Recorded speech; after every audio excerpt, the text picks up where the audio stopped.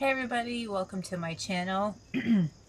Excuse me. Today I am going to be talking about transitioning from the summer garden to the fall garden, what to do at the end of your garden season if you are not planning on doing a fall garden, which is really just basic maintenance, and what's going on here for the midsummer garden now that the summer garden is actually over, and what we have going on for the fall and winter.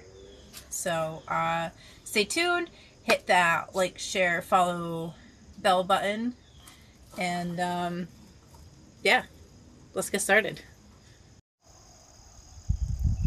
Alright, so for starters, I chopped down all of the sunflowers as part of the deadheading process for the flowers, which if you are strictly flowers, then you should be deadheading your flowers now. If you are a fall gardener, I had to think about that for a second. Deadhead your summer flowers now, make room for next year, and you can start planting some flowers for the fall. Oh god, a bee just flew right by my ear.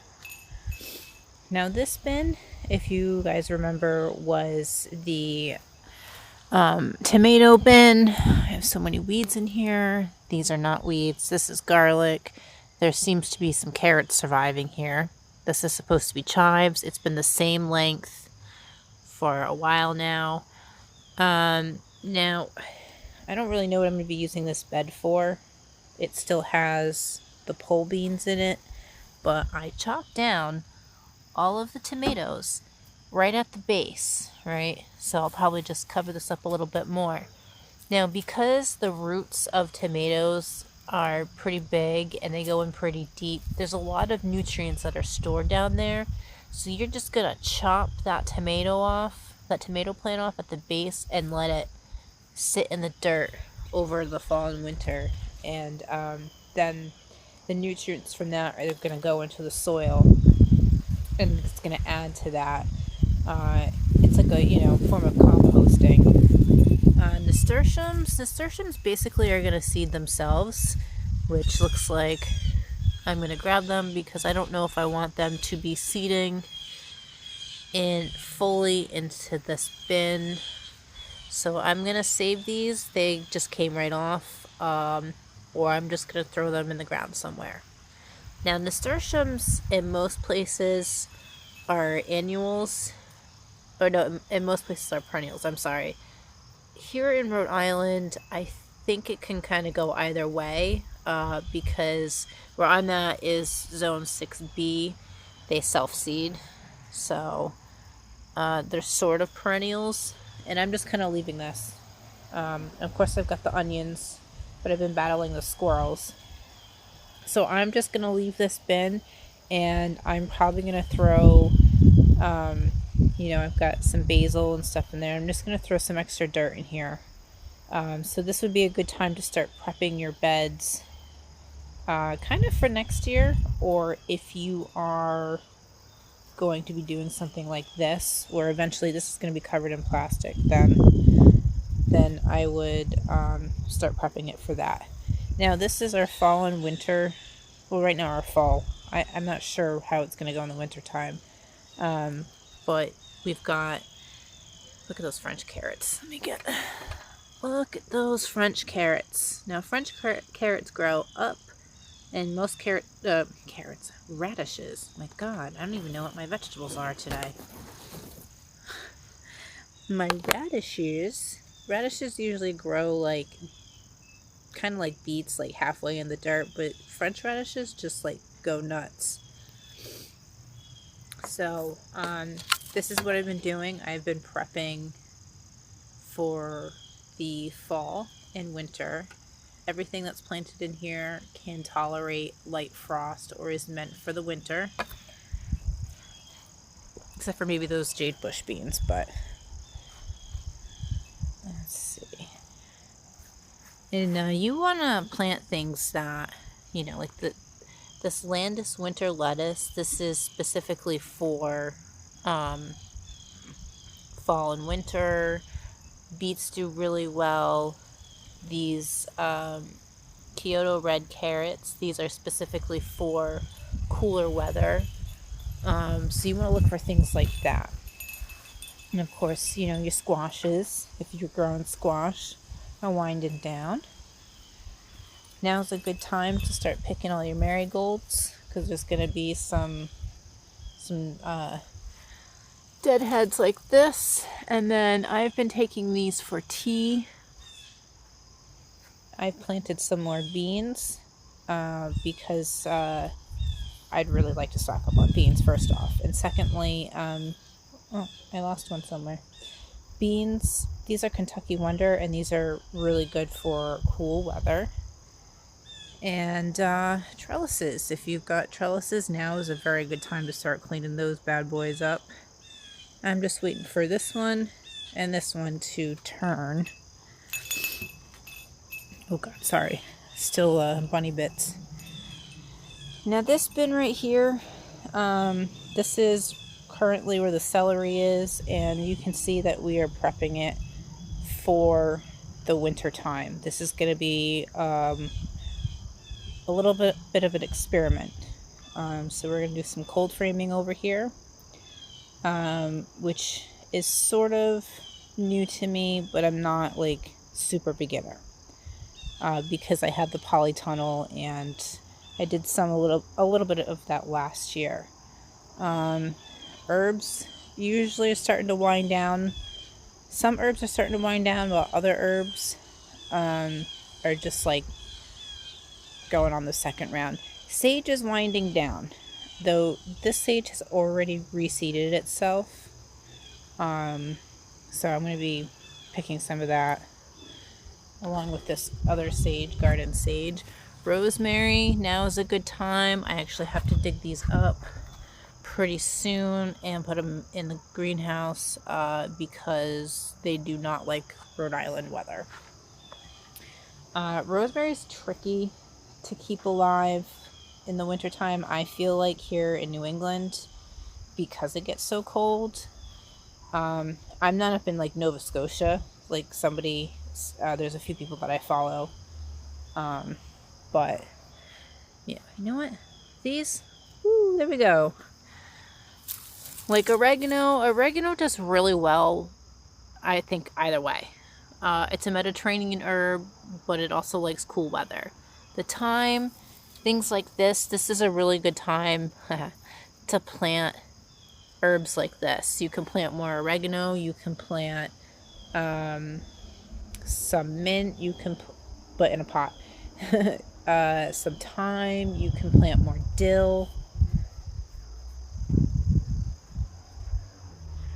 And actually, speaking of calendula, you can plant more of that, and echinacea.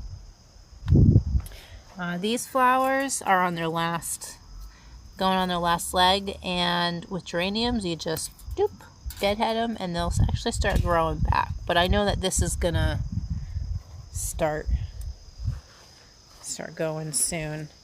So basically, you just want to like weed your garden. You want to clean up your garden beds, your pots. You know, you want to cut back your flowers and grab your goldenrod. Though I'm leaving that for the bees this year because I don't know exactly what to do with it. I'm not a trained herbalist. I'm not an herbalist. I would like to be. It's something I've wanted to do for 20 years, but my life has been chaotic. And I've got all this goldenrod that I don't know what to do with. So I haven't gotten to the level of like tinctures and salves and stuff like that, again, because my life has been very chaotic and totally slave to the grind. But I got a lot of it. So that's really cool. The bees like it. I'd like to do something with it next year. So now is a good time to cut back your goldenrod and gather your herbs and cut back all your flower beds and, you know, do some maintenance on your fruit trees. Like I put some aluminum foil around it because something's eating it. I'm still getting strawberries, people. Also, this is the time to prep your strawberries. If you've got your runners like this in the ground, you can just kind of snip this, dig this out, and then you can put it in a pot and whatnot. I'm just leaving this as is. Next year I will deal with this. I was supposed to get more from Gurney's, but for some reason, like all of a sudden my strawberries are on back order. Like the tulips are on back order, then the strawberries went on back order, and I'm like, you know what, that's fine because I don't know what to do with any of this. But generally, you'd kind of want to like take all the bad fruit. I would say take all the bad fruit off of it. You know, do some weeding because clearly I need to do some, and then do a nice decent mulch. Like give it some food and mulch it, and then you're good to go until next season. If you want to keep it in a spot like this, is that some bee balm? Oh my god, this bee balm, I love it, but it's very invasive. It's very invasive. That's the other thing I gotta do. Quick side note is I gotta get rid of freaking all the bee balm in my garden and move it outside of my garden on the edges of my property because it's very invasive. Just like lemon balm, just like mint, just like Rose of Sharon's, they're very, very invasive. And I say that because there's a Rose of Sharon. I've had to pull some out and whatnot. Oh my god. Like this. What the heck? Oh my goodness, people. It's like really in there. Oh, it came out of nowhere. We did just have a massive rainstorm. You gotta trim. That's the tree that's on the other side of the goldenrod. Anything that spews seeds like that and seeds itself, if you don't want it to, you gotta cut it back because it's just gonna end up in everything. Thyme, again, you know, that's gonna do really well for you this time of year into winter. I'm actually always picking that.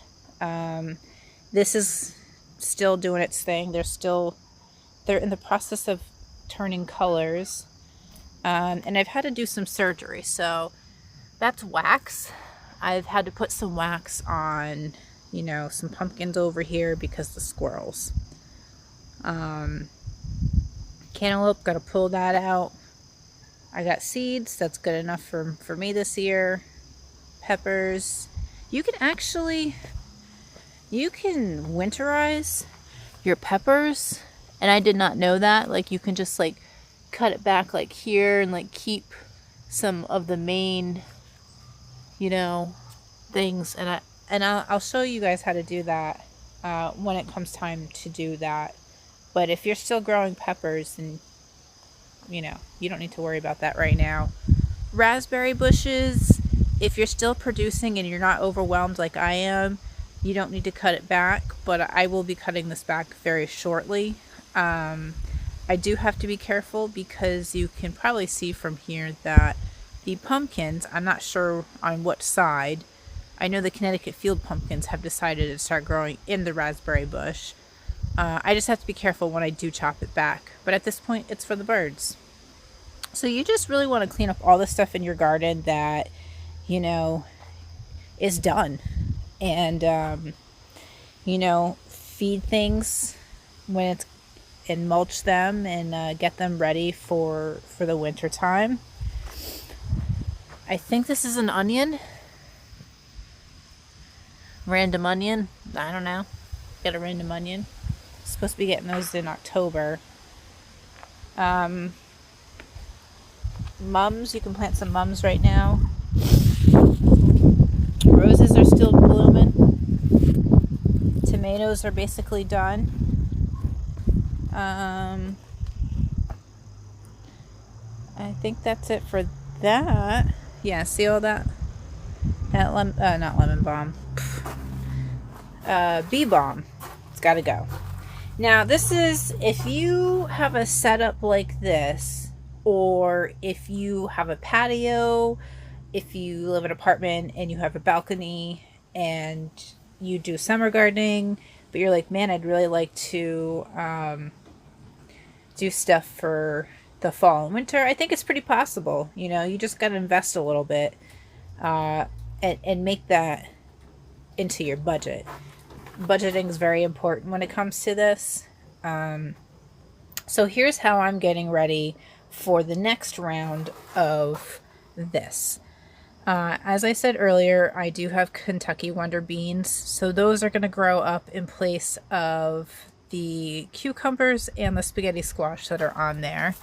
I planted a few rounds of jade bush beans in this bin right here, threw some more dill seeds down. I've got some peppers still growing. Beans are really, really good to grow this year. Peas, there's certain peas that are really good. Peas prefer cool weather anyways, so they're good to grow in the springtime and they're good to grow in the fall time. There's bush variety, there's trellis variety, so really make sure you look into that. And I would probably suggest bush variety, especially if you are limited on space, because you can just grow it in a pot or, you know, grow bags or whatever. You can just order those off of Amazon. All right, so here's what I'm doing to prepare myself for the next round of gardening. I have some chamomile going, which I gotta be honest with you, I struggle with growing this. I don't know why, but this is one of the herbs that I use the most, that I struggle with the most. So I'm looking into that because I can't figure out why. This is wormwood, which you can use for and in medicinal purposes. I'm growing it just because, I don't know. It apparently is good for critters, like to keep them out. It's very soft and fluffy. And this would be the time for me to plant it, which I will be doing, you know, somewhere along that way. Or maybe on that side, I don't know yet. I have started a round of cabbages. This is a ginormous cabbage. I mean, I think this is going to be at least three feet wide. This is specifically for fall and winter. This one right here. And this is from Baker. This seed in particular is from Baker Creek Heirloom. You guys know that I love that company. I got another round of celery going, which is almost time for me to replant into its permanent spot. I have not figured out where I'm going to do it yet, but this is something you can grow in a pot. This I don't, because it's so big, I'm going to recommend not growing this in a pot. This is going to be more of in-ground because it gets so massive. It grows slow and it grows big. It's kind of like those Big Macs pumpkins you see. So celery is something I suggest that, you know, to have in your garden. Oh no, bye. I don't know what you were, but you just, no. Red cabbage, I've got 1, 2, 3, 4, oh gosh, 5 red cabbages going. These are my favorite. I don't usually grow, well, this is actually my first year growing cabbage. I did grow one in the spring, but it did get decimated by cabbage moths or something. So I'm doing another round for the fall and winter. I use this for sauerkraut. I usually buy the sauerkraut mix that is red cabbage, beets, and carrots. And I grow all those things, so I figure I'd just do that for myself. And the reason, I'm not usually a sauerkraut person per se, but it's a fermented food, and given that I have major like gut issues and GERDs, it does help, though I cannot have all fermented foods, but this one I seem to be okay with. And I'm just going to have to learn to, you know, cook with cabbage. Now this one is also from Baker Creek. It's the Calabos cabbage. It's more like a teardroppy type shape one. You can Google that. More oregano, because you can never have enough oregano in this house. Oregano, parsley, horehound, which is not a very common herb that people grow, but this is something that loves cool weather, that you can grow in a pot, that you can add into your herbal chest or your apothecary for when you don't feel good. Specifically coughs, sore throats, things like that.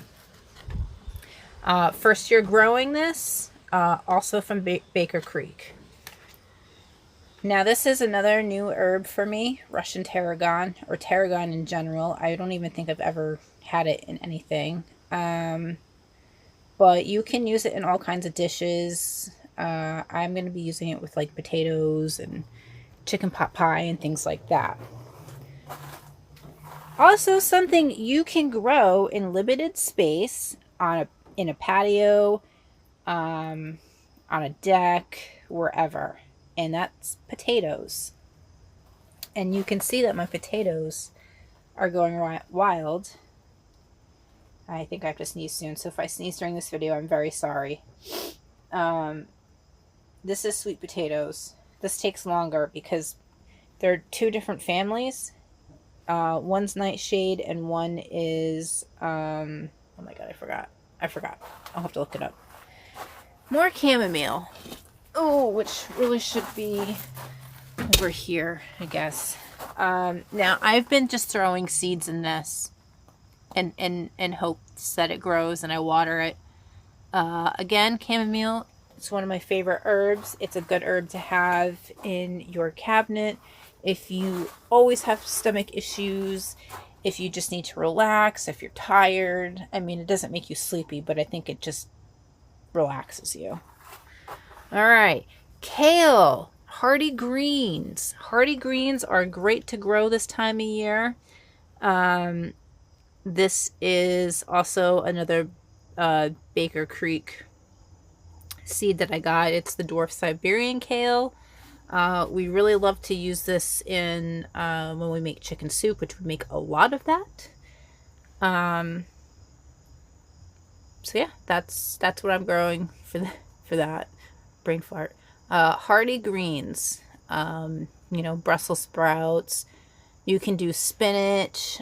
Most salad greens prefer cooler weather, or most greens in general prefer cooler weather. So that's what we're doing here. And then here we've got some leaf chicory, which this came from Italy. My husband's aunt sent us this. And I don't think I've ever eaten this. I think you can use the roots as well. But you can use this in all, like, sauteing, soups, things like that. So I'm going to give it a try.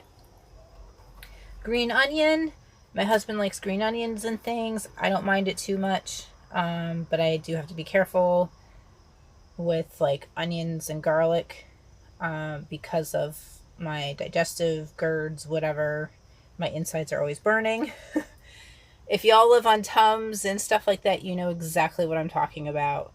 However, I am finding that growing my own onions and garlic and stuff like that has been easier for me. And I do limit my intake on that. Next up, we have more radishes. This is another easy crop you can grow. You can actually eat this part. Well, you can eat this whole thing. But as this is growing, the microgreens, you can add this into your salad. They're one of the fastest, easiest, first things to pop up. So you can grow this in a container. You can grow these just about all year round, I believe, if you cover it and make sure it's, you know, like if you have a balcony, you can pull a little bit closer to the house at night and it'll help keep some heat in. If you do like a plastic covering or get some kind of like, if you get something like that, you know, like the little greenhouse cover, that's going to have that. Which where did we get that? Tractor Supply, that's right. So radishes are really good. They're not just for salads. They're really good if you bake them in the oven with some olive oil and salt and pepper, which is something that I recently discovered. Instead of pickling them, though, if you like pickled things, you could also pickle them. This is spinach and then some arugula. Arugula really loves cool weather. It will bolt, which means it'll just grow straight to seed and flower in hot weather. Unless you get a slow bolt variety, but I just kind of avoid that. All right, over here we've got celery, Amsterdam celery, also a Baker Creek special. Oh, excuse me. Rainbow mixed carrots. Carrots are another good thing to grow. I like to talk about succession growing a lot. So like in a week, I'll be planting more carrots and more radishes because you don't want to plant everything all at once, because then you're going to get everything all at once. And then you're going to be overwhelmed and you're going to be like, what do I do with all of this? And then actually some of it ends up going to waste, which sucks, because you put all that effort in. But carrots are really good. There's a lot of varieties out there that are a little bit better in colder weather versus other varieties. So you can look into that, and you can see that I'm doing it in a grow bag. Doesn't take up much space. Very budget friendly, which I like, especially nowadays. Lemon balm. I brought this in here because even though I have this growing all over my yard, this is something that I like. And you can see that it's growing out of the pot. This is another herb that everyone should know to keep in a pot unless you want it spreading, because it will spread just as much as mint. So, and it's really nice. It smells very lemony. I use this with a mix of chamomile, lavender. Sometimes I throw some rose petals in there too. And again, most of my teas are for my stomach and stuff like that. But I don't really I can't have coffee anymore. And I don't generally do a lot of caffeine, except for my London fogs, but that's a whole other story. So I like to keep lemon balm around, and this is just really easy. You just water it, and that's really it. Fennel. First time growing fennel. You can grow it in a pot, but that's all I can tell you right now. Peppers. Peppers are on their last leg out there, I think, but I'm hoping in here I can push it a little bit longer. As well as the peanuts. I don't know what's going on with the peanuts, but you can grow peanuts. Peanuts actually really prefer hot weather, and that's why they're in the greenhouse here. So I'm kind of hoping that they're still thriving. And I don't know if I need to put them outside to like help them. Oh, what the fuck is that? What the fuck are you?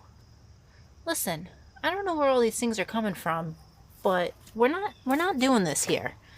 Nope. You're for the birds. Bye-bye. Okay, well, it just went towards the lavender.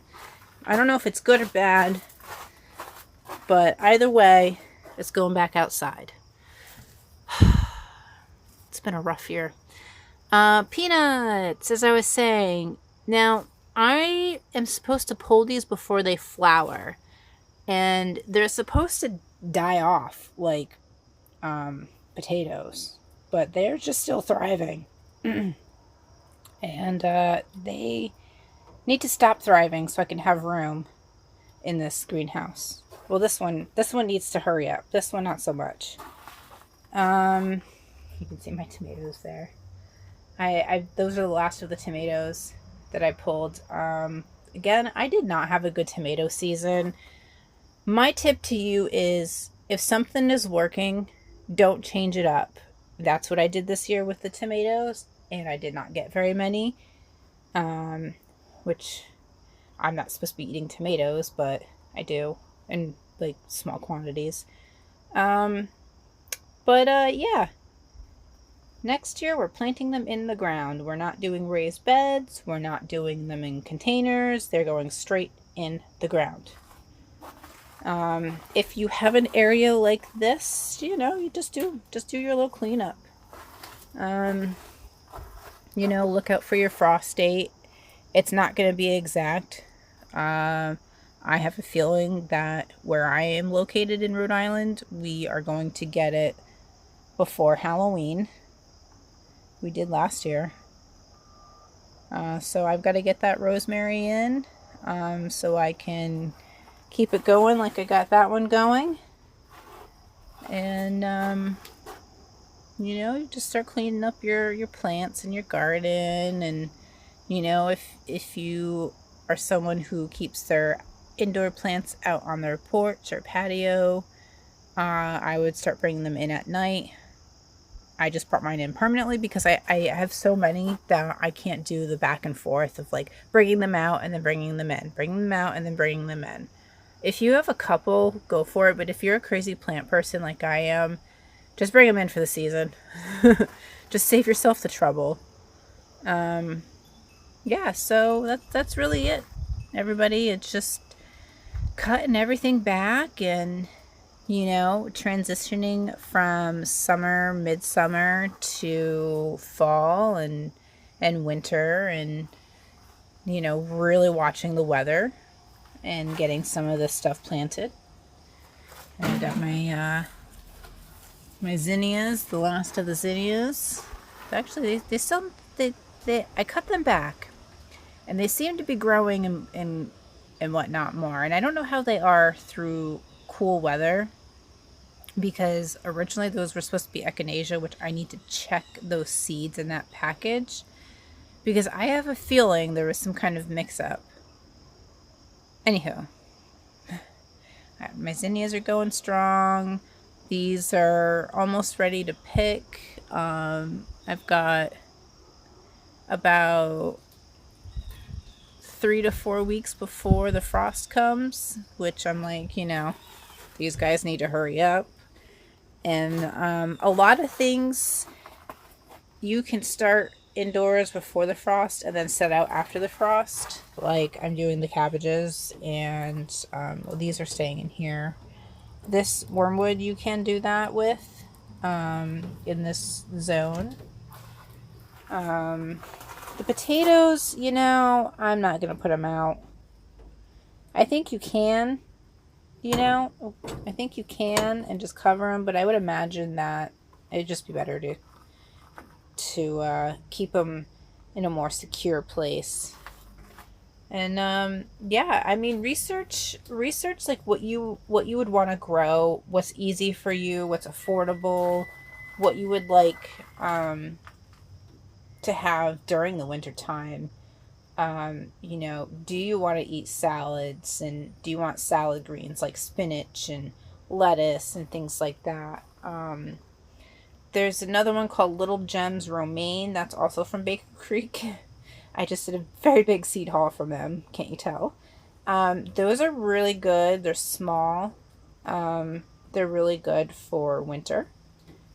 So yeah, just do your research on what you would like to continue to grow. If you're done for the season, woo, you're done for the season. But I flourish during this time of year. The summer garden I do okay, but this is where I really shine. And herbs, except for chamomile apparently, I shine with. And like I had said earlier in this video, you know, I went to massage school and I did really well until I had a breakdown, and then I dropped out. And you know, after that I was like, maybe I should just go the herbalism route, because I mean, I kind of wanted to anyways. And I've been looking for like online ones. Again, my life is not as hectic as it was in like my early 20s and 30s. Now that I'm 40, I'm like, you know, calm and content and stuff like that. But I still need to start like an online school, and you know, I'm looking at a few. I just don't know, you know, because I don't want to like be going through it halfway through and it shut down like when I was doing aromatherapy. You know, and eventually, like, you get your little certificate for being an herbalist, and then you can do all the stuff to be a part of the American Herbalist Guild. So it's, you know, that's pretty cool. You get a little thing after your name, kind of like, you know, Jennifer PhD. Well, not PhD, but I'm using that as an example. So yeah, I think I'm going to do an herb series. You know, the ones that I'm growing, the ones that I like, the ones that are in my cabinet, and just go from there. So that's it. Maintenance, you know, save your seeds. Got some zinnia seeds. Clean up your garden. Do some canning, some freezing, and see where life takes you. Well, that's this video today. I hope it was helpful, and I hope you enjoyed it. And there most certainly will be more to come, as you can see here at Herbalicious Gardens. So thank you for watching. And you know, drop a comment down below if there's anything that you would like to see, or if there's anything that you would like for me to talk about, or, you know, whatever.